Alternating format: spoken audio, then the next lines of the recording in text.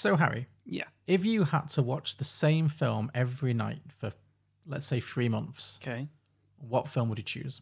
Not this one. Not this one. Okay, fair enough. I mean, it's pretty long, understandably so. Yeah. Length. Yeah. Okay. I've not really thought about the length. Okay. My answer here is Forrest Gump. Forrest Gump. Famously okay. not a short film. Also not a short film. That's a lot Didn't of think that hours out of through, your life. did I? Okay, yeah, I really should have picked a short film. But I was thinking something like Forrest Gump because it's just full of moments. Mm. You know, it's always, here's the bit where blah, blah, blah. Yeah. So, yeah, I think I'd have to go with Forrest Gump. Do you not think that, though, because I know you really love Forrest Gump and it's a very, like, heartwarming film. Yeah. Do you not think it'd ruin it? Do you not think, like, by the end of the 3 months, you'd just be like, I think hate it would everything ruin about any you? film. Yeah, true. Can you name a film that would benefit from being watched every day for 3 months? 90 days in a row? True. So pick something you hate already and then, you've lost nothing. So I've got to just watch something I hate every single day for 90 days. Well, I don't know. I'll go insane, John. True, that's true. Yeah. Fair enough. Sausage party every night, 3 months. No, God, no. I'm Dangerous liaisons every night. 6 months. I'm sticking with this. Sticking with Forrest Gump. Thank you very much. Fair enough. Some films are fine just the way they are. Other films sometimes take it way too far. But really, how bad could it get? Let's go beyond the box set.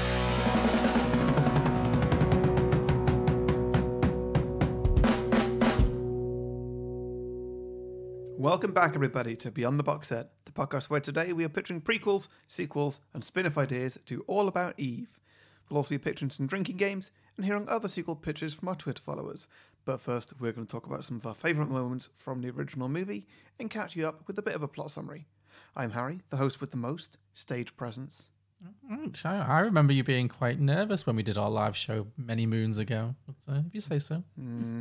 Shut up. And joining me as always, the host with the most jealousy, is John Lucas. I do. I mean, I have dedicated my entire life and career to destroying you, so,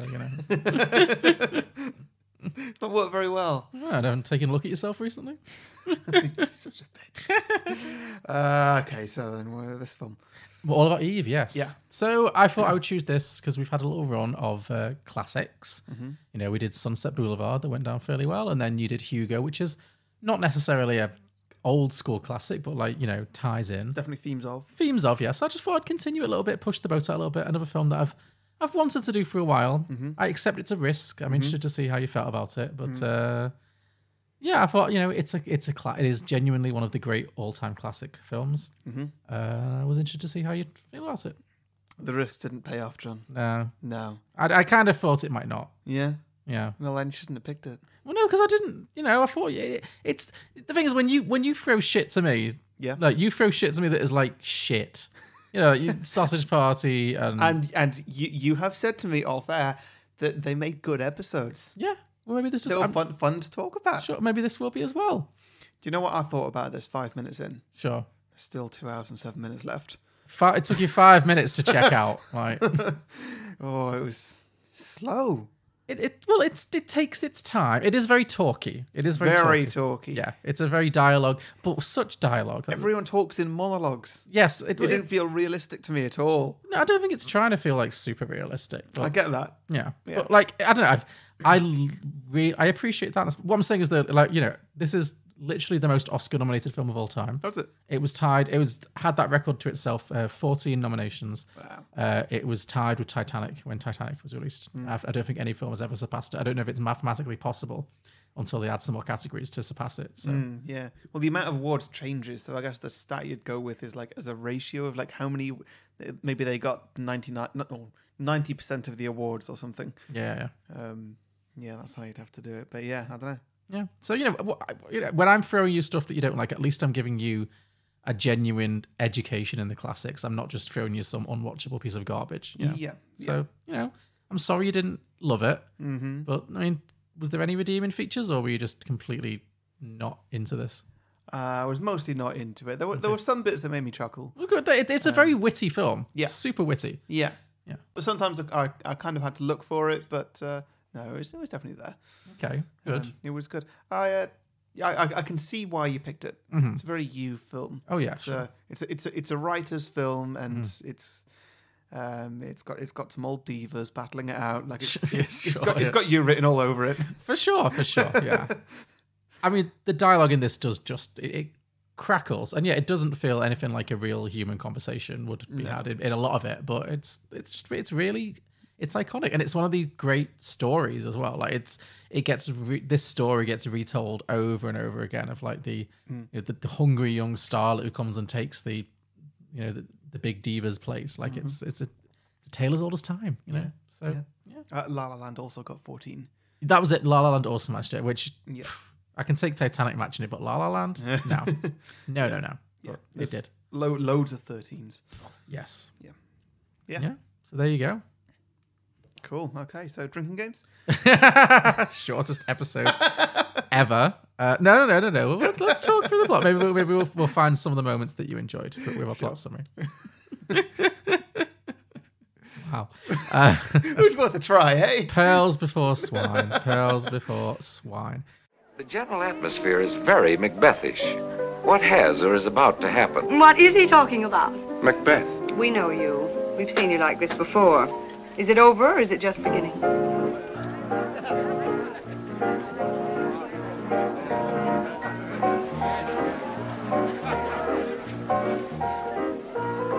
Fasten your seatbelts. It's going to be a bumpy night. So the plot of All About Eve was released in 1950, directed by Joseph Mankiewicz, starring Betty Davis and Anne Baxter.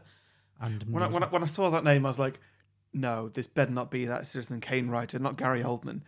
Oh, it is Mankiewicz. I forgot. It's the same guy. Yeah. I don't think it is actually. Oh, it's not. No. Okay. It's similar, if not the same surname, but it's not the same guy. Okay, yeah, I can't actually remember if it is or not. But who is this one again? Joseph R. Mankiewicz. I think it was Herman Mankiewicz. You're right. No, they are different people. Yeah. I think it was Herman Mankiewicz as well. Yeah, okay. Anyway. But either way, it just made me think like, oh god, he's picked the Citizen Kane kind of film. Yeah. I mean, did you enjoy? I guess you enjoyed this less than Sunset Boulevard because you quite like Sunset Boulevard, right? Yeah, I was right with Sunset Boulevard. It was teetering on boring, but it wasn't. Sure. Okay. It kept my attention. Mm-hmm. This one less so. Okay. But would you say this is better than Citizen Kane? Yeah. Okay, so that's something. It falls in the middle, you know. Okay. So it was released in 1950 against Sunset Boulevard. They were both among the most nominated films that year. This one won the Best Picture Oscar, Best Director as well, and most of the other ones it was nominated for, but not Best Actress, which was controversial. It was Who was that for? Well, this is the thing. It was Bessie Davis who plays Margot, obviously, and also was against Gloria Swanson, but also Anne Baxter, who played Eve, was also nominated. Split the vote. Split the vote, yeah. So some people think, oh well, Anne Baxter should have gone in Best Supporting, but it's kind of her movie. She's kind of the lead. Yeah. It's her name, and I think she probably has a touch more screen time, if not the same amount of screen time. Yeah. It's very much a two-hander, so yeah. It wouldn't really have been fair on her. So yeah, these things happen. Yeah. So, But also, it does happen that in that case, the vote is split. Yeah. Well, no, it does happen in films like this. Sometimes they just both get supporting or something. What's that one recently? Oh, yes. The one with Judas and the Black Messiah. Judas and the Black Messiah, yeah. That's even more offensive though, because then it's like, well, who starred in the movie? Like, yeah. No, that would have been. And Betty Davis was never going to go supporting. That was just not happening. She's a diva, like you said. She's an old diva. She would never have dreamed of doing supporting. So, yeah. Which is why she's really well cast in this. She is excellently because she's just playing herself, really. Yeah. And did you at least enjoy the performances? Yeah. Oh, good. Okay. Because I think it's an interesting comparison to Sunset Boulevard because Gloria Swanson in that movie is absolutely incredible. But I think that is the epitome, deliberately, of like old school acting. Which I think, reading between the lines, I think you're probably not the biggest fan of that style of acting. No. Which I think you could lift Betty Davis out of, however much you didn't like parts of the movie. I think as an actress, you could lift her out of this and plop her into any modern movie and she'd be good, great. Because she just... I think she just had a very modern style of acting. Even back in the 1950s and 1940s, she was very like kind of realistic. And I think a lot of the other actors are very much like blah blah blah blah blah blah, very theatrical. And she feels a little bit more real in many ways. Yeah, that's the thing that really annoyed me about this film was I couldn't really get on board with how everything was as though it was being acted on stage and they were acting to the back row. You don't need to act to the back row. Like I'm right here, I'm the camera right in front of you. You don't need to act like that. And they were all doing it. To be honest, I didn't notice Betty Davis not doing it, but I think she's just more. I think she's just a touch more naturalistic than Yeah. some of the other ones. I think it is. The dialogue is very stagey. It is just. It is like that. So you're either going to enjoy that or you're not, and it's fine that you didn't. And it's not just the dialogue; it is the way that the actors were doing it too. And also, I wouldn't be surprised if they're all stage actors. Oh sure, yeah, absolutely. They'll probably Because that's what the film is. Yeah, that's it. The film is about stage actors. So, yeah, it makes sense. Yeah. So like when I had that complaint in my head, I was like, it's kind of not valid. Like it's probably an intentional aspect of the film. Well, it's okay that that's not to your taste. Yeah. It's not you like, oh, this film was shit. Yeah. Like, you know. Yeah. That's my point. Like it's I can not like it for that, but it's not a reason to say it's a bad film. Exactly. Well, good. Okay, so that's fine. So anyway, we open the film. As you mentioned, it's about theatre folk. It's very much about acting and stars. And we open with a young actress named Eve Harrington accepting a very fancy, the Sarah Siddons Award, which is we're told in the first of many voiceovers, is the highest honour that an actress can get in the theatre. So she's got this very young, and she's delivering her acceptance speech. And we pan around the room to all of these people looking very unimpressed that she's won this award. This movie has multiple voiceovers, which you don't see very often. It's got, I think I counted 3 of the main characters have voiceovers. There's Addison is the main voiceover in it. He does this intro spiel. Then Karen gets some voiceover, and I think Margot gets a little bit, but then it kind of fades away again. But Which one's Karen? Is that? Karen's the older blonde lady. Yeah. Yeah. Yeah. Thought so. Margot's best friend. So we get introduced to all these characters. So Addison is... There's a lot of characters. There are a lot of characters. I struggled to keep track, especially as I couldn't tell the men apart. The men are hard to tell. The two, Lloyd and Bill, are the same issue. I think in black and white, they're all kind of look the same. Yeah. And, Whereas the women, at least they had different hairstyles. Yeah, no, I could hold on to that. I can agree with that. Even I sometimes wonder, is she talking to Lloyd or to Bill? Oh, it's Bill. Oh no, this is Lloyd. Okay, yeah. That's fair. That is a difficulty. And that makes it difficult for me to follow it because a lot of it, especially towards the second half, it's more like, oh well, she's sleeping with him and he doesn't want to be with her and she's going to steal him away and stuff like that. I'm like, well, who's with what now? Yeah, that's fair.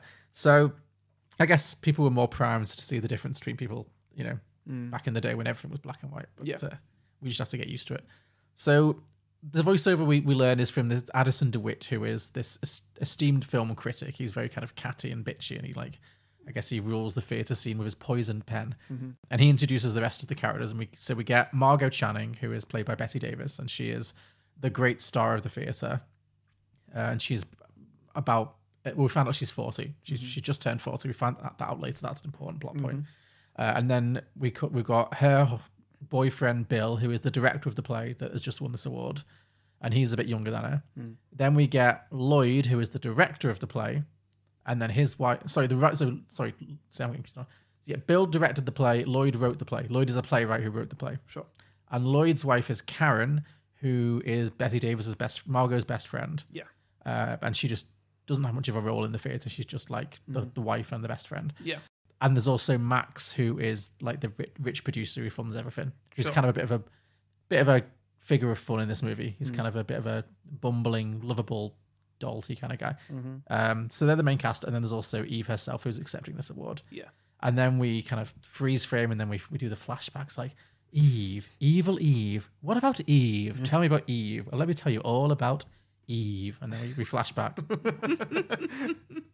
There was one thing I noticed at this point when it freeze frames. Yeah. At that point when it finishes just before it goes into flashback, and it freeze frames of her. She's just reaching out, just about to accept this award. And I don't know if you noticed this, but on the wall behind her, there's a pistol, like a dueling pistol that's wall mounted, and it's just where the freeze frame is. It's as though she's holding it in her hand, but it's facing her. Interesting. You'll have to look at it and see.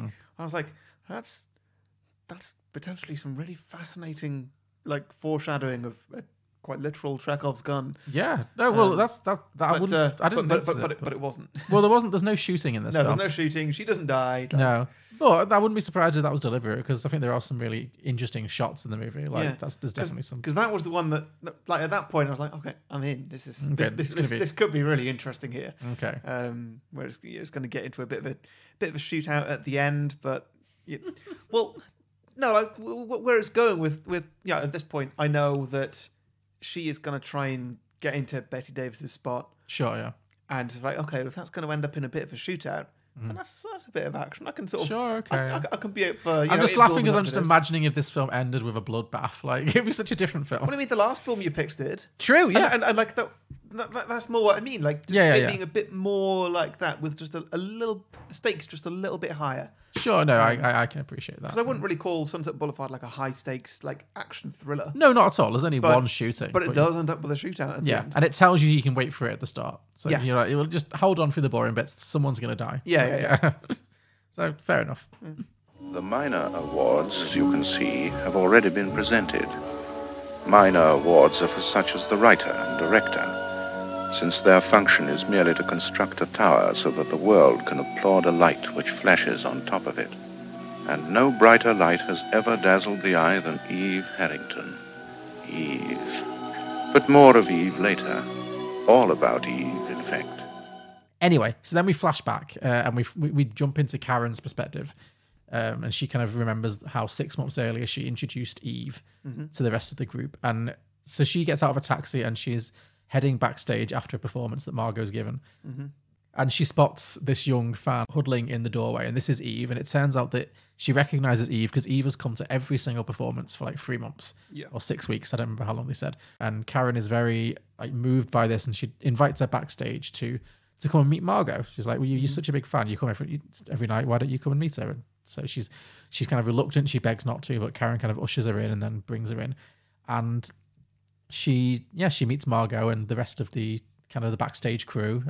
Lloyd's there, and also there's maybe my favorite character, Birdie, which is Margot's sassy maid, who really disappears halfway through this movie, like completely drops out. Yeah, she does. What happened there? It's a shame because she's like the best part in the first one. Really interesting. She's like, fun. She's the one who like sees through Eve right away and is like, this girl's full of shit. Like I love like a maid or you know a servant or something who talks back to the master. Yeah. And just says like, no, you just stop talking shit. I'm gonna go and do this, and you sort yourself out. I like that sort of talk. Yeah, she's really like she's really important in the first half of the film, and then she literally, I think after the party, I don't know if she has a single other line. I don't know if she's even in it after that. It's weird.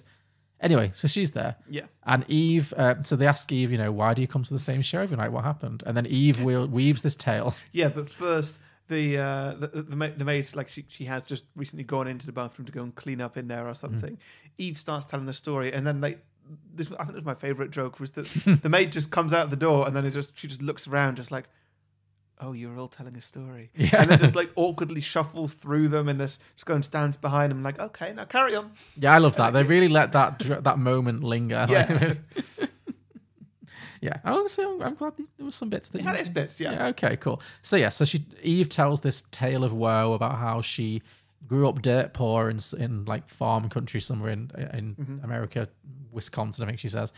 But her only joy in life was a little theatre troupe that she joined when she was a teenager. And then it was there that she met her future husband, and they got married. And he ended up going to war shortly after they got married. And then she went to pick him up in San Francisco when he was supposed to be coming home on shore leave. But instead of him, she received a telegram that he'd been killed in the war. So tragic. Yeah. And then around that same time, she decided to stay in San Francisco because she had nowhere to go. And around the same time, she saw a performance of this play by Margot Channing, and it changed her life. And she's been following the show ever since. Yeah. So she tells this story a lot more emotionally than I do, and there's like dramatic music behind it. It's all very like sentimental, and everyone's crying, like so moved by this tale. Except for the sassy Birdie, who's just like, wow, that had everything but the bloodhound snapping at her ear end. Yeah. So she sees everything, but the rest of the cast are all like, the rest of the characters are all like, you shut up. She have a heart. This poor broken girl. Yeah. What a story. Everything but the bloodhound snapping at her rear end. There are some human experiences, Birdie, that do not take place in a vaudeville house, and that even a fifth-rate vaudevillian should understand and respect. So anyway, Margot takes pity on Eve, having had this really hard life, and she kind of brings her into her life, and they end up becoming sort of friends. Well, she sort of becomes Margot's personal assistant kind of thing. So she kind of helps them. She helps to take Margot's boyfriend to the airport, and then she comes back and becomes like her live-in assistant. And it's like a honeymoon period where she's basically running her entire life, and she's doing everything for her, and Margot loves it. But then, Birdie, the other assistant, just doesn't trust her at all. And she's like, don't you think she's kind of being a bit creepy and studying you? And then once she plants that seed, Margot starts to kind of be like, oh, hey, she is a bit creepy, isn't she? And kind of she spots it. And I think it's when Eve puts a call in at like midnight between Margot and Bill, Bill's gone out of town into Hollywood for a few months to shoot a film. And so on the night of his birthday, she arranges that there'd be a call between the two of them, but she forgets to tell Margot. Yeah. So Margot's kind of blindsided in the middle of the night and doesn't know and she forgets that it's Bill's birthday.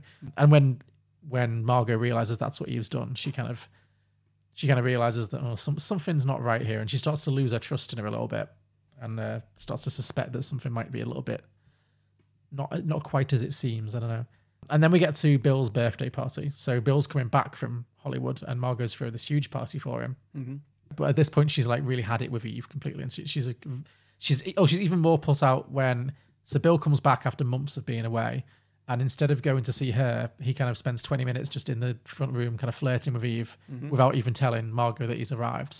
So that just sends her into kind of a furor, understandably so. I think she's understandably quite pissed off.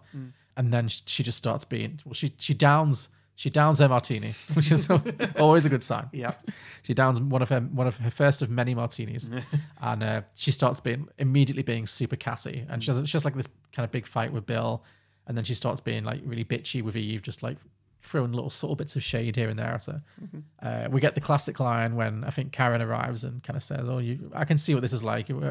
Is it just beginning, or is it going to be like this all night?" And she does this great flourish, and she goes, "Fasten your seatbelt. It's going to be a bumpy night." It's like the trailer line of the film. So it's great. And yeah, she just progressively gets more and more drunk and more kind of belligerent. We get a cute little cameo from Marilyn Monroe. I was wondering if that was her. Yes, it was. That was Marilyn Monroe. Right, I mean, pretty much. She's pretty unmistakable. I've never seen her in a film before. Well, that's what I was thinking. This is our first Marilyn. Yeah. And this is like very early Marilyn. Like she wasn't like a big star at this point. Like so this. It's not like it's Marilyn Monroe doing a cameo. It's more like this is an early thing that led to greater things for her. But yeah, it's all there. Like the voice is there, the wide eyes, and her comic delivery is fantastic. I really like her little cameo in this. Yeah, it's good. She's like, she has quite a few funny lines. I think the one I like the best is when she's trying to get attention from someone to get her a drink, and she goes like, "Waiter, waiter, waiter," and the guy says, "They're not waiters, they're butlers." I can't say butler. What if someone's name is Butler? Yeah, I like that.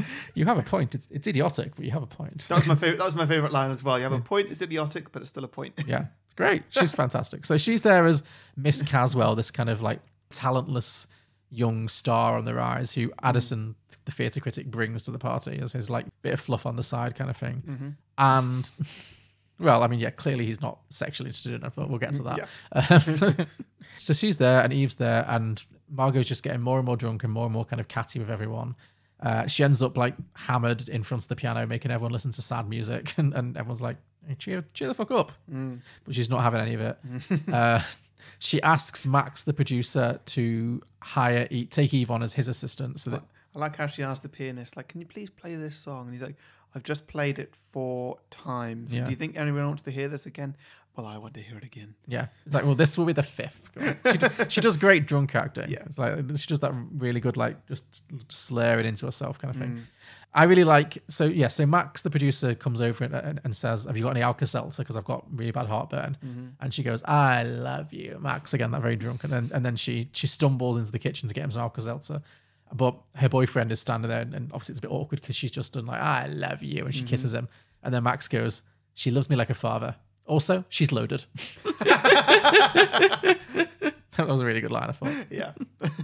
Yeah. So she asks Max to kind of give Eve a job, so that basically to get Eve out of her house because she doesn't trust her. And Max agrees, and in return she agrees to help Max out by reading an audition with Miss Caswell, Marilyn Monroe's character, in a couple of weeks' time, because he's agreed to give her an audition. So she says, "Well, I'll do the reading with her, and I'll do a favor to you. I'll show up and give this girl a chance," kind of thing. So yeah, and then we cut to a few weeks later, the time of the audition.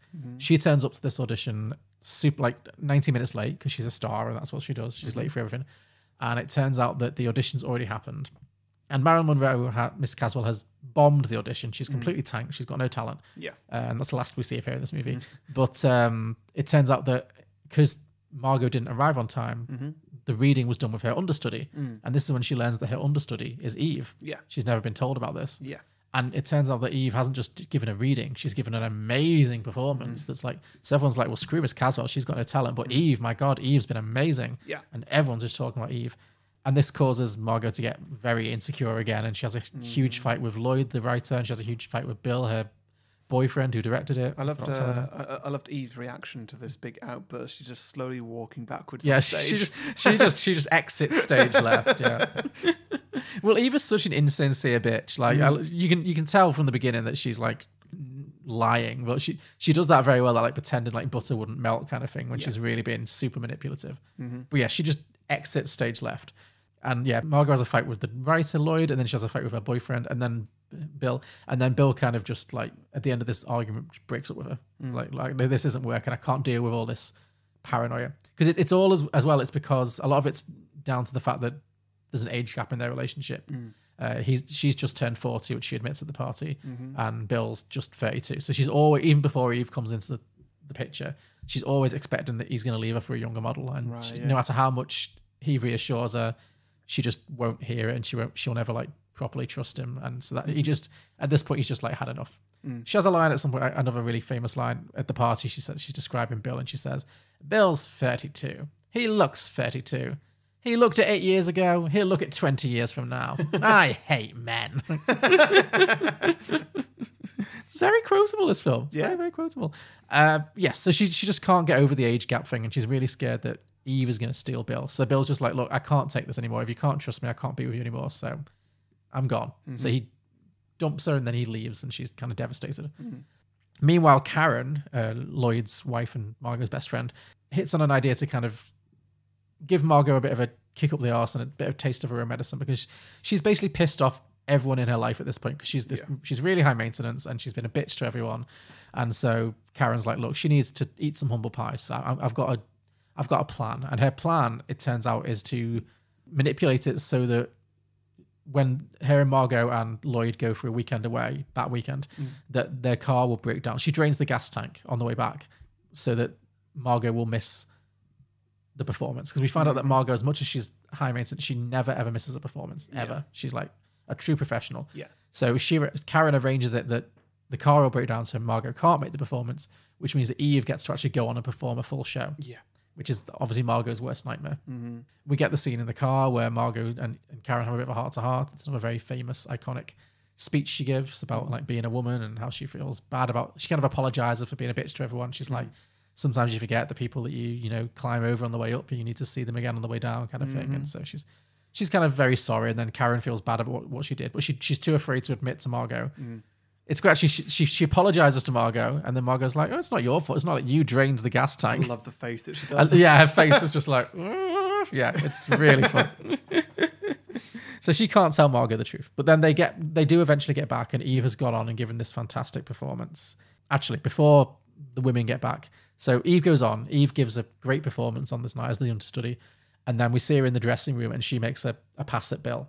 She tries to steal Bill from Margot, and Bill rejects her. He's like, "You're coming on way too strong. I'm not interested in this," and he leaves her, and she's really annoyed about that. And little does she know that Addison, the critic, is like lurking in the rafters, and he sees all this go on. So he now sees that she's got this very two-faced side as well, as does he. Anyway, then they go out to dinner. Addison and Eve, they kind of have a chat, and then they go out for a meal together. And then so when Margot and Karen get back into Theatre Town, I don't know, back to the theatre, they learn not only has Eve given... It's New York, it's Broadway, I guess, yeah. Not only has Eve given this fantastic performance while Margot couldn't make it to the stage, she's also done an interview with Addison where she's been incredibly bitchy and unflattering, where she says she accuses Margot of being too old for the role and of like not stepping aside to let young talent through. All this stuff. And Margot and Karen are both furious because they both now see that she's completely screwed them over, and she's this two-faced character. But then Eve kind of begs forgiveness, and she's kind of like she claims that Addison put words in her mouth and that she was tricked and she didn't mean to say all these horrible things. And Margot's having none of it. But then Bill reads the article and he comes back. I think after Eve makes that pass at him as well, he realizes that maybe Margot wasn't completely crazy about this whole paranoia thing. So Margot and Bill get back together and they get engaged. And then they go with Karen and Lloyd for like an engagement dinner to celebrate. And at that dinner, because I guess there's only one restaurant in all of New York, Eve turns up too with Addison, and she asks Karen to come to the bathroom, the ladies' room, and she kind of begs for forgiveness and she apologizes and she claims that Addison put all these words in her mouth and she didn't mean to say anything. And Karen kind of takes pity on her and says, well, you made a mistake. These things happen. You were a bit naive and it wasn't the right thing to do. But if there's anything I can do to help you, I'm willing to give you a second chance. Yeah. And this is when Eve completely turns and she's like, well, you can help me actually.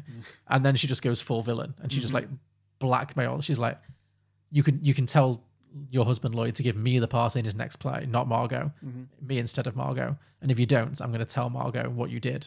Because obviously she knows because Karen told her so that she'd have that chance to go on stage. Yeah. She's like, well, if you don't make Lloyd give me the part in the next play, then I'm going to tell Margot that you did, and I'll ruin your friendship, and she'll never forgive you. And so Karen's like, wow, this is a bitch. This is a stone cold bitch. She's like, you do all that for a part in a play, and she's like, I do much more than that. It's like, if I play Cora, Addison will never tell what happened, in or out of print. A simple exchange of favors. I'm so happy I can do something for you at long last. Your friendship with Margot. Your deep, close friendship. What would happen to it, do you think, if she knew the cheap trick you'd played on her for my benefit? You and Lloyd. How long, even in the theater, before people forgot what happened and trusted you again? No. It'd be so much easier for everyone concerned if I were to play Cora. So much better theater, too. A part in a play. You do all that just for a part in a play. I'd do much more for a part that good. So then Karen's like caught between a rock and a hard place and she's like trapped. But then she gets a massive stroke of good luck because Margot's in this fantastic mood now that she's finally getting married to Bill. And she's before Karen can say anything, she says to Lloyd, she asks Lloyd to forgive her and she's like, she tells Lloyd she doesn't want to take the role anyway because she's finally got some contentment in her life and she doesn't need to keep playing roles that she's too old to play. Yeah. Because she knows she's too old for the role. Yeah. But beforehand, she would have just done it anyway out of pride. But now she's like, you know what? It's okay. Give it to someone else. I don't care. And then Karen just like bursts out into like hysterical laughter. Like, she's just like, I also really like this. So she's just like laughing her head off because she's like totally dodged a bullet. And they're like, well, what's so funny? She's like, everything. She's like screaming with laughter. And you just see Margot just picks up her wine glass and just like moves it away. It's like, she's had enough. Like, it's another great bit of physical comedy. Yeah. Oh, Lloyd, I know you've made plans. I'll make it up to you, believe me. I'll tour a year with this one, anything. Only you do understand, don't you?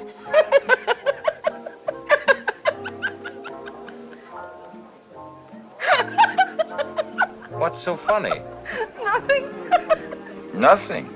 Everything. Everything's so funny.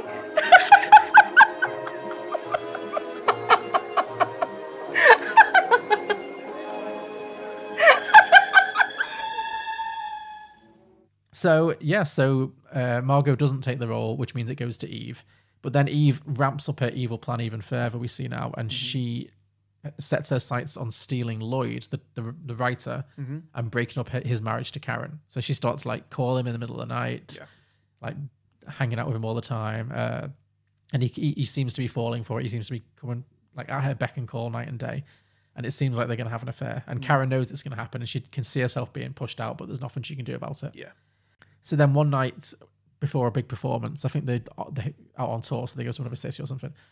Just one night before a big performance, Eve confides in Addison and tells him that this is what her plan has been. And actually she claims that she is having an affair with Lloyd and that they're actually going to announce tonight at the end of the play that they're going to get married, that he's leaving Karen and he's going to marry Eve. Yeah. And Addison just sees right through this. He's like, I know what your game is. You're telling me this because I'm the gossip columnist and I'm going to write about it and then it has to come true because then it's like out there in the world. Yeah, yeah. So he's just like, he's like, you don't play me like you play these other people. Like I'm Addison DeWitt. I don't get played. I play. I roll. I play the game. I don't get played. So or something to those effects. Because I'm trying to make it sound a bit more modern. And then he reveals that he's done a bit of research and he's found out all about her. And he's like, you've lied about everything. You never had a husband who was in the war. You never actually saw Margot in San Francisco. It was all lies, and you've been lying from the start. You've got a fake name. Yeah, she got paid off when she worked in a factory. She got paid off by the factory and his wife because she slept with the husband or something. There's all this stuff going on. So yeah, he completely breaks her down. He says, look, I know everything about you, and now you belong to me. It's like, he's like, well, you're not going to marry Lloyd because you're going to marry me instead. Yep. And she's like absolutely horrified, but she realizes that he's got her over a barrel because she's got nowhere to hide. He's completely cracked her. Which I didn't see coming. I really thought she was going to end up on top. Yeah, she kind of does, but not. Yeah, in a way. It's a weird relationship these two characters have. Yeah. Yeah, because there's a lot of like coded gay villainy in this movie. It's never said out loud, but he's pretty clearly gay. Yeah. And so I'm guessing that he just wants her for like a beard. Symbol. A status, because he's a critic, he's a writer, but he's not actually in the in crowd. He's a bit of an outsider because he's not actually one of the actors or the writers or the directors. Yeah. So if he can marry or be in a relationship with like a big star, then that means he's like in with the in crowd. Yeah. So they're kind of using each other. Yeah. Basically. Yeah. And I think she wanted to marry Lloyd because not just as a victory, but also to then she'd get all the parts he ever wrote. So they're both very kind of heartless like this. But yeah, there's a lot of like coded gay villainy at this part of the film, which I quite enjoy. That I should want you at all suddenly strikes me as the height of improbability. But that in itself is probably the reason. You're an improbable person, Eve, and so am I. We have that in common. Also a contempt for humanity, an inability to love and be loved, insatiable ambition and talent. We deserve each other. So yes, she's trapped. She realizes that she has to stay with Addison instead, and she accepts defeat, and she gives the performance of her life that night on stage. Yeah. And then we cut to the present day, the beginning of the film, and Eve is accepting her award. But it's an empty victory because we see she's got no friends left. She's alienated everybody, and she's trapped in this kind of loveless marriage of convenience or relationship of convenience with Addison, who's very obviously doesn't actually care about her at all. Is completely heartless, as is she. And yeah, the rest of the characters, they all leave together, and they're all, even though Margot's not maybe on top anymore, she's happy in her marriage, she's got friends, and whereas Eve's completely on her own. And I think Margot's last line in the film, she says, "Don't worry about your heart, Eve. You can put that award where it should be." Yeah. And so she's kind of just left with this empty Pyrrhic victory kind of thing. Yeah. So Eve's really kind of unhappy, even though she's won. It's really empty. So she decides to skip this party that's going to be held in her honor. She goes back to her apartment instead, where she finds a girl sleeping on her sofa in a very like horror movie like style scene. Oh yeah. Where you see it's really creepy. You see the girl in the mirror first asleep on the bed. It's really well shot. Yeah. But this girl's kind of broken in, and she's a younger girl, and she's part of the Eve Harrington fan club. Yep. Apparently all these New York kids really love face actors. Like it's a big Sure, thing. yeah. Yeah. Every school has one. Every school has an Eve Harrington club. Yeah. So this girl's called Phoebe, and she immediately starts ingratiating herself. She's like, "Please, I just wanted to see where you lived, and I kind of broke in with the maid, and then I fell asleep." And she starts like fixing her drinks and cleaning the carpet, doing all the things that Eve did for Margot, just like speeding it up. And Eve, she's too kind of drunk and morose to notice what's happening. Yeah. So this girl Phoebe kind of infiltrates, and then Addison knocks on the door with the trophy and says, "Well, who are you?" And then because Phoebe answers the door, and then Phoebe says, "Oh, Miss Harrington's, she's asleep in there. She's tired, but I'll take it for her." And then she takes the award. Addison leaves, and then Phoebe, the young girl, steps into the bedroom, and she holds the award up into the mirror. Yep. And there's this fantastic mirror shot. It's a great shot. It's a really good perspective shot of her like accepting the, fantasizing about when she's going to win the award. But the camera shot kind of pans out and shows that like, well, this is like, it just never ends. These women just, these younger girls are going to keep coming. Yep. There's always someone younger and hungrier. Yep. And they keep coming in, stealing your spotlight. That's just how the world works, and that's where it ends. Yeah. Yeah. Yeah. It's a good story. It's a good closing shot, definitely. Yeah. Yeah. Okay, so maybe not the most enthusiastic film you've ever done, but you can appreciate it's a good story, right? Yeah. It's. Well, I feel like I educated you, even if you didn't particularly appreciate it. So That's the best kind of education. Yeah, that's the best kind of film experience, being educated. Yeah. Always. Fine. Well, you get to pick next week's film, so Great, I can't wait. You're going to love it. Oh, God. So, drinking games? Sure. Okay. I'll start with an obvious one. Yep. Drink for cigarettes, I had that too. Boy, howdy does Bessie Davis smoke. Like it is like her thing. She's like the most famous smoker in all of cinema. Right, yeah. But my God, every scene she's lighting up a cigarette. Barely It's like- see her face. No, it's the smoke. It's always, it says trademark. Yeah. Like, yeah, always with the smoking. Along that lines, drink for a drink. Yes, she does down a lot of martinis as well. Definitely. Yeah. As do most of the characters. Yeah. Yeah, it's a good one to like drink along to, this one, I think. Drink for a voiceover. Yeah. As I mentioned, three characters have quite substantial voiceovers in this film, and it's quite rare to see that perspective jump across so much. Yeah. Drink for a monologue. Yes, drink for a lot of very theatrical monologuing. A lot of that. Yeah. Too much? Yeah, because it gets boring after a while. Yeah, I just enjoy the dialogue. I think the quality of the dialogue. It is a bit like everyone has an answer, a witty answer for everything. Without nobody ever stops to think about. No, I see what you mean there. They just need that little pause before they come back with a witty answer. But it's more when people just go off on a 10-minute rant and they just do it all the time. Sure. And it does just get a bit repetitive and boring. Like, Yeah. what's she going on about now? Is this important? Okay. There's Not kind of a really. self-awareness to it, though. Where, like the big speech she gives in the car when she's talking about being a woman and like the one career that all women have is being a woman, and like she does this very kind of sentimental speech, and then she kind of goes, "Cut, print, the end." Like, so, like it's kind of it does kind of it has that awareness of itself that it's giving you the big speech. But, yeah. But I agree. You know, if you're not a big fan of like big speeches, then this film's not going to be your favorite. So Yeah. cool. Oh, was that you? As mentioned, drink for gay villainy. Sure. Yeah, because Addison is clearly gay, right? That goes without saying. Yeah, sure, yeah. He's very, very camp. I don't know which one he was, but yeah.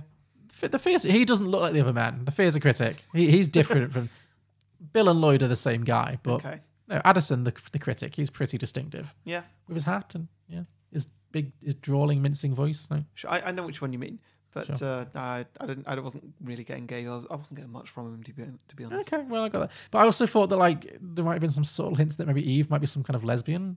All right. I thought that this film's been criticised a little bit for like indulging in gay villainy tropes, because like there's a scene where when Addison kind of breaks Eve down, he says, "You're like me, you're incapable of love. Yeah. You don't have real feelings." Yeah. And it kind of some people interpret that as being like, well, because you're gay, you don't have feelings, because she seduces all these men, but she never seems like she actually wants them. It's all for a part. Good point. And there's that really weird scene when she calls up Lloyd in the middle of the night when she's trying to steal him from Karen. And it's not her who calls, it's her roommate calls. Her roommate calls Lloyd's house and says, "Oh, I'm Eve Harrington's roommate, and she's really upset, and she's been crying and wanted to kill herself and all this stuff." And he comes running over, and then when he hangs up the phone, she kind of looks at Eve and kind of goes like, and it's like, is this some kind of weird lesbian power couple? Like, what's this? What's happening? Like, I don't know. Yeah. People have theorized. Nobody knows for sure. But Okay. like, yeah. Sure. Yeah, it all stands up. Yeah. So any hint of gay villainy, give it a bit of a have a drink. Yeah. Drink for a wig. Drink for some wigs. Yes, it's a wiggy movie. Yeah. It's not the stage, darling. Yeah. I like it when Eve is wearing her, like, she's just done the performance. She's wearing like the ringlety wig, and then she makes the pass at Bill, and Bill like completely rejects her, and then she gets so mad she throws the wig. Yep. And then she tries to rip the wig, Yep. and it's so like petty and ineffectual. Yep. It's just it makes it Doesn't really do fun. anything. It's really endearing. It's just like, damn it. Yeah. Yeah, I enjoyed that. Drink for a witty comeback.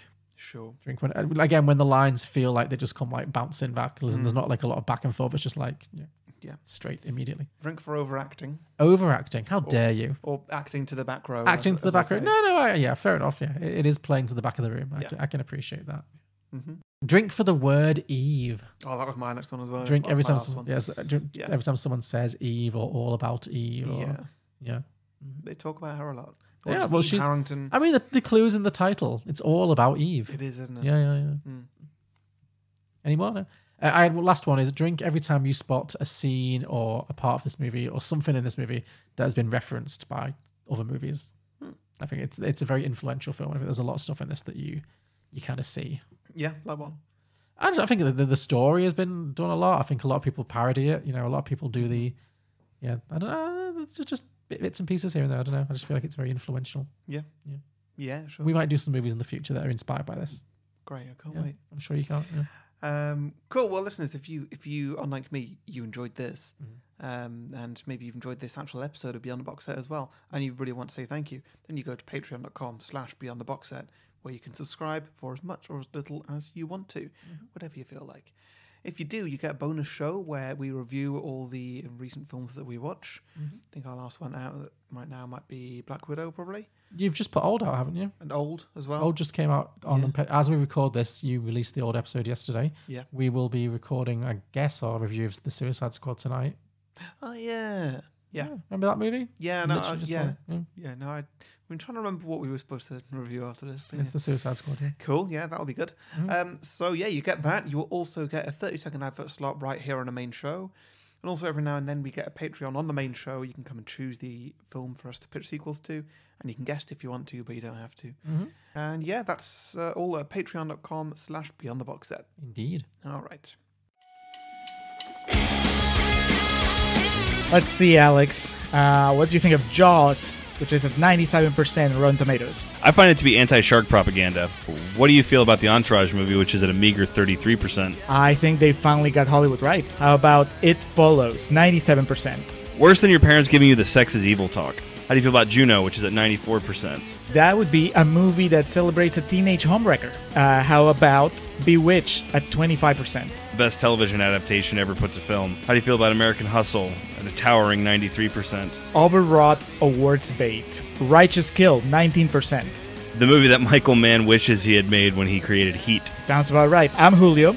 I'm Alex, and we are the Contrarians. As you can tell, our thing is that we rage against the Rotten Tomatoes machine. Regardless of what we really feel.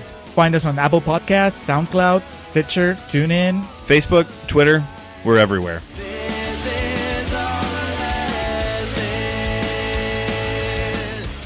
Okay, what have you got for me then, Harry, sequel-wise? Okay, so the first one I've got here, I've got 3 kind of small ones. Okay, sure. See if you can expand on these at all. So the first one is called All About Eve 2, Even Stevens. Even Stevens, okay. So Betty Davis uses a plastic surgery guy called Stephen to transform herself into an even younger and even blonder woman than the girl who stole her career in the first place. Okay. She successfully steals back her career from Eve, and she gets Even Stephen. Even Stephen, She she gets gets even. even. Okay, I'm just trying to what the Stephen is. Okay, actually, I love that. I love the idea that she gets plastic surgery. It could be like a Death Becomes Her kind of thing. Yeah, where she gets another film that's probably inspired by this a little bit. But yeah, she gets super young and then and then tries to destroy Eve's career and get her revenge. I like that a lot. Yeah, and successfully does, and they just kind of swap, and then maybe it's because at the end of this one it implies that a new person's going to come in, like Phoebe is going to come in and steal Eve's career. So this one it switches it around where Betty Davis gets it back. I'd like to finish this off in a way of like Eve going to Stephen again, and just being like, I want to get even, Stephen. Yeah, because is Stephen just like this master manipulator? Like, I guess, maybe he's like Addison. Maybe Addison moves on from being a film critic and becomes a plastic surgeon. Oh yeah. Just because he's like the spider with all the webs in this film. I don't know. I like that. Maybe I like the idea that they're getting like so much competing plastics. It just gets more and more ridiculous. Yeah. Until they're just like brains in a jar, just like competing for something. That is very Death Becomes Her. It does get a little bit. Yeah, that is basically the plot of Death Becomes Her. Yeah. I can't imagine how else it would go if they were just constantly competing to stay younger and more, more in demand. Yeah. Okay. So next one I've got. What was the name of the maid again?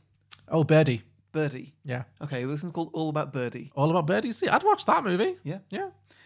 So this is going to be it starts off at the end of the original, at the award ceremony where Betty Davis is glaring at Eve winning the award. And we start getting a commentary, another voiceover from a woman who's not Betty Davis. The camera pans slightly to the left and reveals that sitting behind her is the assistant, Birdie. Okay. She's just always behind Betty Davis in this film. Makes sense, yeah. Apart from in the first half where she actually is a character. Yeah. And she's always just slightly out of shot. She's there. Yeah. Okay. And so this is going to be her story from her point of view. And it's essentially how Birdie used to be the biggest star, but then she got a fan who became her understudy, who eventually replaced her.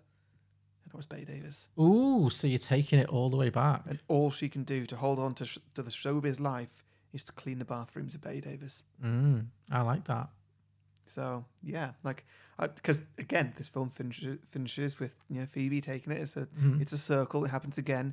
But what if Bette Davis wasn't the first person she in was this role. she was Eve before she was Margot. Yeah, this isn't the first cycle. Well, it does get Birdie does mention at some point early on that she used to be an actress and that they worked together. That's what gave me this idea. Okay, no, I like that a lot. But so instead of like them being enemies, though, they end up with this kind of weird friendship going on. So like, yeah. But I think it's kind of like with Birdie being a bit of a parasite. Okay, yeah. It's like living off the host, who is Bette Davis. Sure, yeah. And that's kind of a direction of where Bette Davis is going to go after this. She's going to hold on to Eve in some form as like a cleaner, and end up working for. She's going to be so bitter. Yeah. But then the same thing's going to happen. It's just the cycle Eve is going to be continues, Phoebe's cleaner or whatever. It's really going to spin out. So, well, these Hollywood actors need to do better investments so they don't end up working as cleaners when it all dries up. Like, yeah. No, I like that a lot. Actually. Maybe you could have it like where Bette Davis, like, she does steal Birdie's. She becomes a bigger star than Birdie, but maybe she feels bad about it. Yeah. And then that's why she keeps Birdie around as like a friend kind of thing. So, but it's always like a weird relationship dynamic because there's been some betrayal in the past. Yeah. Yeah, I like that. Yeah. And so the last one, I tried to keep it on topic, but just the idea that I had just definitely went somewhere else, and so this doesn't really feel that much of a sequel to this. But it's called All About Steve. All About Steve. Not the movie with Sandra Bullock. No. No, you've caught me there. I copied and pasted that, hoping you hadn't heard of that film. Of course, I've heard of that film, Harry. I hadn't heard of it, so I just thought it was just in the off chance. So you just copied and pasted the plot of actual movie All About Steve and thought you'd get away with it. Maybe it might have worked. Oh my god, that's a new low. That is a new low for lack of effort. So yeah, that was All About Steve. We'll go on. You might as well, just in case. For anyone who hasn't seen, I mean, it's not like it's a really well-seen movie. I only know of All About Steve because it's the movie that Sandra Bullock, the year she won her Oscar. It looks so terrible. Yeah, it's the year she won her Oscar for The Blind Side, which is also a terrible movie, but never mind. She won a Razzie for play in this film, All About Steve. And she was one of the only actors who ever turned up and accepted her own Razzie. Oh, really? Yeah. Great. She's got a good sense of sport. Yeah. Yeah, she was very sporting about it. Yeah. But it is, by all accounts, a terrible movie. Yeah. I kind of wanted to do it, but I was like, I've not got another terrible movie in me this quickly after The Love Guru. Fair enough. And I don't know how terrible it is. It might just be upsetting. Yeah, no, I think it's just like a failed romantic comedy, so it might be a good time to do it at some point. I'm not in any rush to do it. Me neither. Yeah. No. So go on, for those who haven't looked at Wikipedia, at least go through the plot of All About Steve then. So it does sound ridiculous. Yeah. So Sandra Bullock, she is a crossword writer for a newspaper. Mm-hmm. A famously lucrative career. Yeah. Very viable. Yeah. I mean, this sounds like I've written it. It's yeah. I can see why you thought you'd get away with this. Yeah. When one day kids at a career day, they make fun of her for being single. Mm-hmm. Not for her career. Not because she writes crosswords for a living, but just because she single. doesn't have a boyfriend. Okay. They make fun of her. She accepts a blind date with Steve, Bradley Cooper, the cameraman for a news network. Within minutes, she decides he's the man for her. But he's quickly put off by her over-the-top advances. He makes an offhand remark about going on the road with her, but then he splits. Oh. She's moonstruck. She writes a soppy crossword puzzle and loses her job. This crossword was too soppy. You're fired, Sandra Bullock. She decides to follow him as the news team crisscrosses the Southwest. What news team? Steve's news team. Bradley Cooper's news team. Okay, right, sure. I know. So what kind of crossword writer gets sent out on location? But okay, fine, yeah. I don't know. Well, she's fired now. She's fired. Okay, she's free to just stalk him. Yeah. Steve's team egg her on. They're like, yeah, go for it. But then she falls into a mine shaft. What? And she, yeah, I'm not joking. And she and Steve become a news story. But is it a love story? Is that the end of the description? That's it. Wow. I kind of do want to watch that movie now. It sounds absurd. Yeah. How do these big stars get stuck in these things? Like, I don't know. It's mind blowing. I don't know. How big was Bradley Cooper at this point? 2009. Oh, he was up and coming. Like I don't think you don't think you can blame him. I think he just took a gig. But Sandra Bullock, yeah, literally the same year she won an Oscar. Crazy. I'd have to see like Frances McDormand do this and like this. No, Frances McDormand would never. She makes good choices. I don't think she would ever sign up for something like that. But. Yeah. Okay, well that was two decent ideas and one shameless act of act of theft, but whatever. By your standards, not a bad week. I did my best. Okay, fine, fair enough. So yeah, I've also gone for the 3 small ideas thing this week. It's kind of hard to write a sequel to this movie, even though it does end on a cliffhanger. I think, Yeah, I kind of find that too. I mean, I guess. I also found it hard because I didn't know what half of it was about. Yeah. Oh, because you couldn't really follow it as well. Yeah. Fair enough. I gotta pay attention to these things. I even read a whole synopsis, a Yeah. full page of A4 synopsis today. And I was Okay. like, okay, I've just about got a handle of this. It's not a complex plot, but my It's God. not- yeah. I guess it's a lot of characters, so Yeah. and I'll give you that. So I also did 3 small ideas. My first one is called All About Ava. Yep. And this is just something that happens a lot with, maybe it's already been done, I don't know. Listeners, let me know if this has been done. But a lot of these classic old stories that don't really get proper sequels or remakes get remade as high school movies. Okay. And I can kind of see that for this. I'd like to see a Mean Girls-y kind of thing about maybe a cheerleader who's the top cheerleader in her school or something. Obviously Right, very American. yeah. And somebody else comes to try and take a... Well, I feel like she takes pity on a nerd Mm. who has no friends and gives the nerd some training on how to be popular, kind of gives her a Yeah. she's all that makeover and thing. Yeah. But then the nerd turns out to be pure evil and Yep. tries to knock the cheerleader off her perch and replace her. Yeah. And try and be well, look, she's leaving anyway. She's old. Yes, she shames her Yeah. and she kicks her off her perch and it's so is she even high school age anymore? Exactly. Really? Exactly. I'm thinking it had been just very, very Mean Girls. Yeah. It could just be from the cast of Mean Girls. It could be Yeah. Lindsay Lohan could be Eve. I mean, going back 20 years when these people were not in their early 40s, but because you could have Rachel McAdams, who was the main blonde Mean Girl in Mean Girls, could be the Margot Channing character. Because you could have the gay guy from Mean Girls. He could be Addison. It all fits. Yeah. Yeah. Karen could be the lesbian best friend. Yeah. Whose name I forget. Yeah, it's all there. It all fits. So Yep. it's basically just All About Eve meets Mean Girls, essentially. I think that could be a fun little movie. I'm surprised it's not happened yet, unless it has and I've missed it. I don't know. My second idea is all about Miss Caswell. Okay. That's the Marilyn Monroe character. Oh, yeah. Because I thought the scene with Marilyn Monroe was really, as well as being quite fun, I really enjoyed her. I thought it was quite interesting as she's a really good comparison point to Eve. Because I feel if Eve's character looked like Marilyn Monroe, she wouldn't have to be such a bitch. Because she just strolls in and gets an audition because she's gorgeous. Yeah. And it's very obvious, laughably obvious that she's got no talent. But just because she's really pretty, she at least gets to give it a go and have an audition. Whereas Eve has to literally invent a whole fake identity and see the same play every night for 3 months, and then basically be a servant, an unpaid servant for several weeks just to get to a position where she can screw everyone over and maybe get an audition. So you have to walk a longer road if you're not, the glamorous one. Yeah. So I'm thinking Eve, end of the first movie, original movie, she wins her theatre award. She goes to Hollywood to screen test for a play, for a major movie, sorry. And who does she meet but Miss Caswell?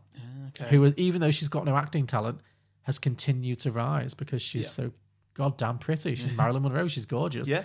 And so maybe Miss Caswell actually gets the role ahead of her, even though she's less talented, but she's very much more photogenic. She's a big star. Yeah. And then she becomes a big star, and Eve becomes second build. She gets the dowdy best friend role instead. And then maybe Eve sets her sights on Miss Caswell as the next person to kind of somehow destroy, and then she's her next target basically as she tries to climb the Hollywood ladder.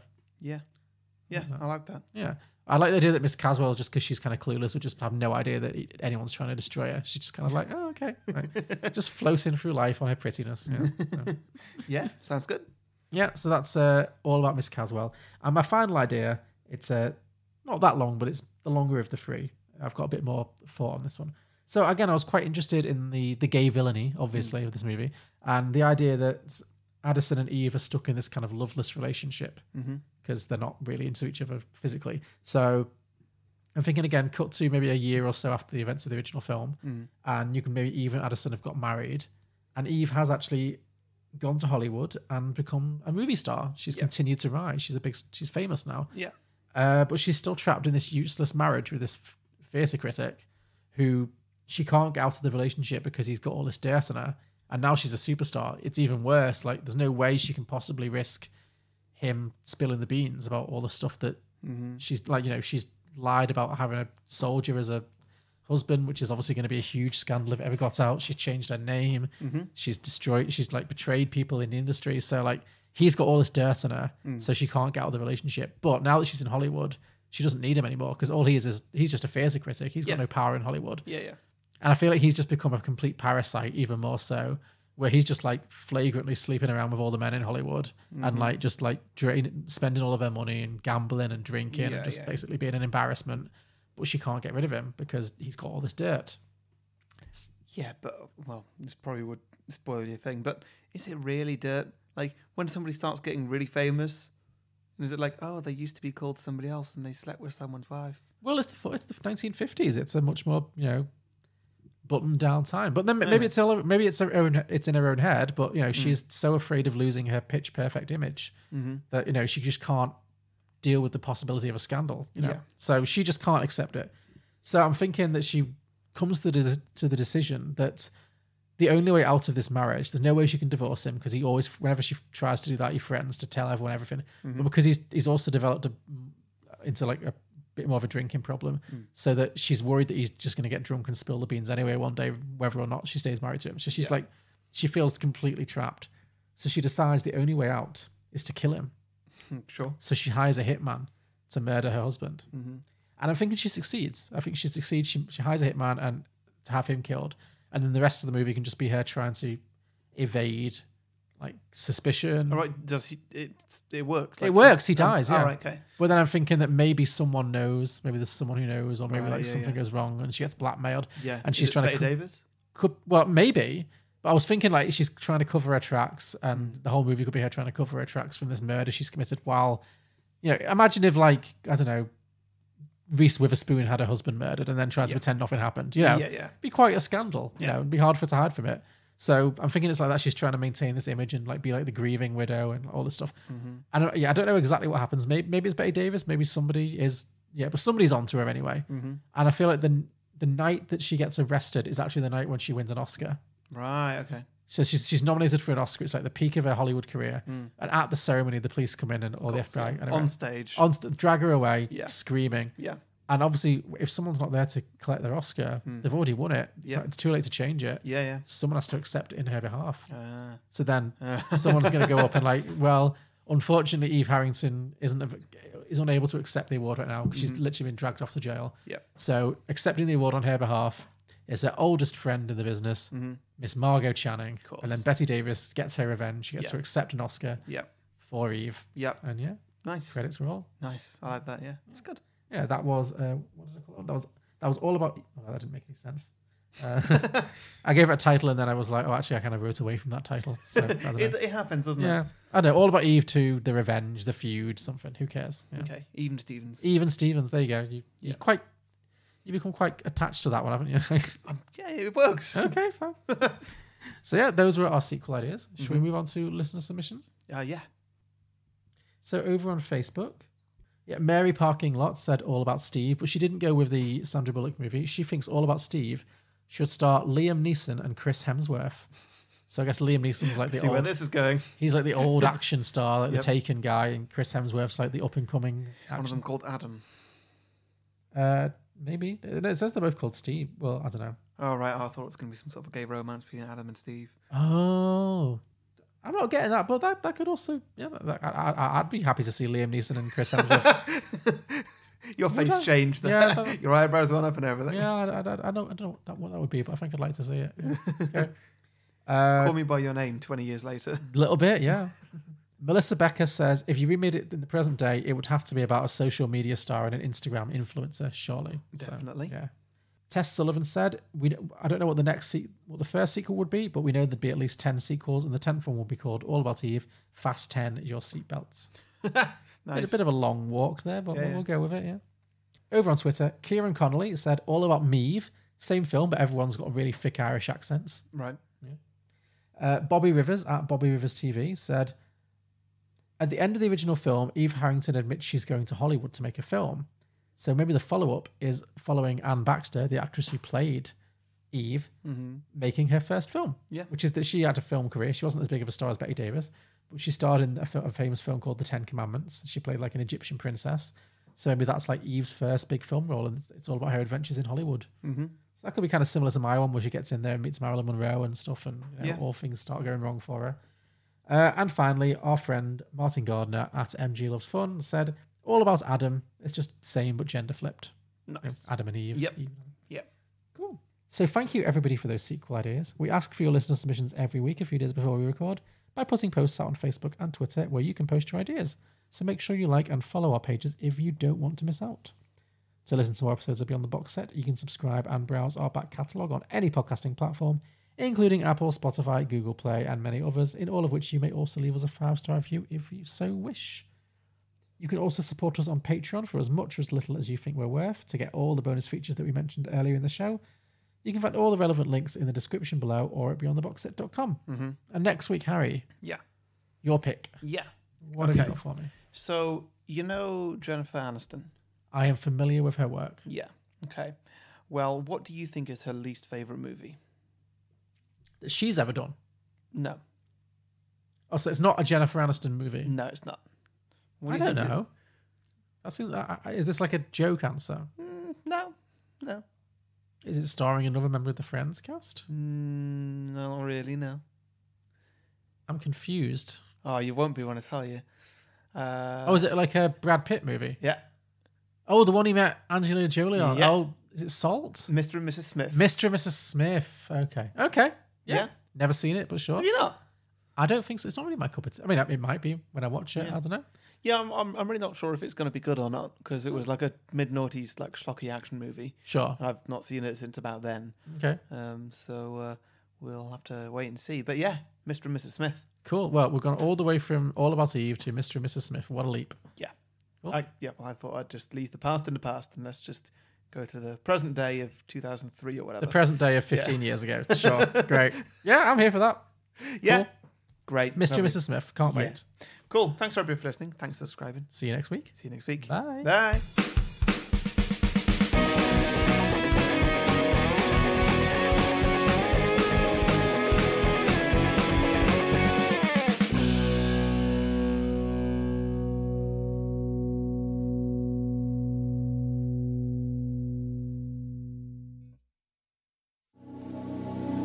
Slow curtain, the end.